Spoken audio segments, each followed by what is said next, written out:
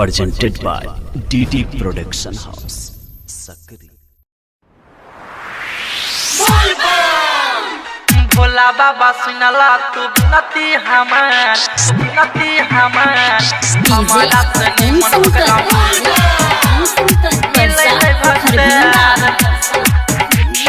मिले भक्तार DD Production House, Sakri. जय छहुरी से प्यार हम कैलिया है ओकर प्यार नहीं जिंदगी भर पैलिया ओकर प्यार नहीं जिंदगी भर पैलिया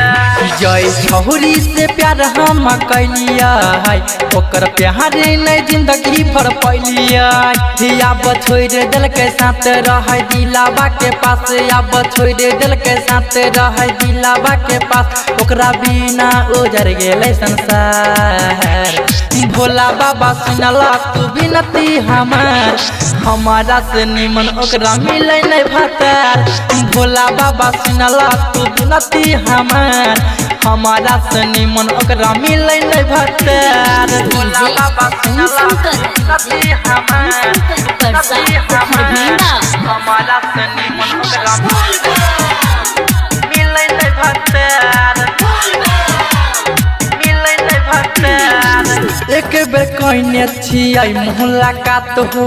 ओही से मनवा में लागल छयास हो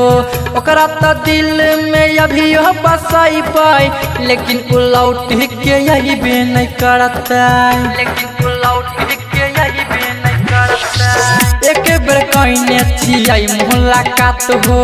ओही से मनवा में लागल छयास हो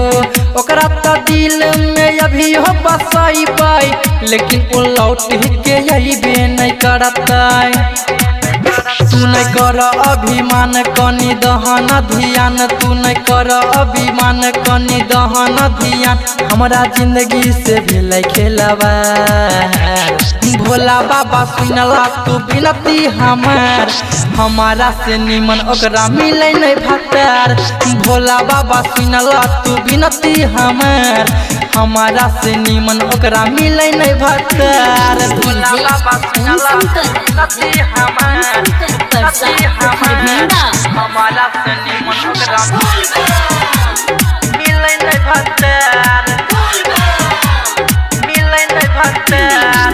ओकरा हम भूला भूलो नहीं पैबै कोना का अपन दिल के हम मनाइबै हमरो पदाया देखाबा हो बाबा जिंदगी से ओकरा भूला दहो बाबा जिंदगी से ओकरा भूला दहो बाबा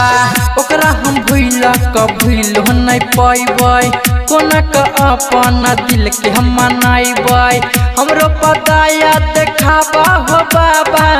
जिंदगी से ओकरा भूला दहो बाबा